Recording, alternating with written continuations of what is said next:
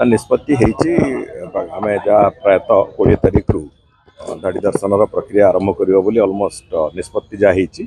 20 तारीख रु से कथा आरंभ हेले दर्शन और श्रृंखलित भाव में हम। हाँ, तार तो पूरा संपूर्ण रूपे जो स्टेज गुड़ा प्रिपेयर हवा कथा जो भाई भाव में तार जो प्रस्तुति जहाँ सब प्रस्तुति सरी केवल से कथा से इंस्टॉलेशन हवा कथा बाकी अच्छे मौज 20 तारीख में आम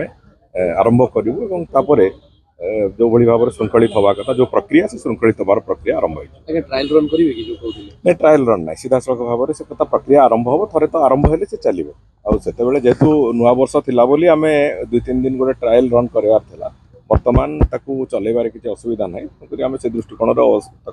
आखि आगे रखिक निष्पत्ति जहाँ होची आम धाड़ी दर्शन प्रक्रिया आरंभ कर मरामती एवं 2-3 दिन मकर संक्रांति कारण जेहेतु नीतिकांति समस्या हो बोली बंद थिला एवं पुणी आउ थे आरंभ हो 17-18 तारीख रु पुणी आउ थे से कथा आरंभ हम और मरामती जहाँ जा भल अग्रगति होती आम आशा करुँ जो 2-3 मास समय मागी 3 मास अवधि मागी एसआई टीम से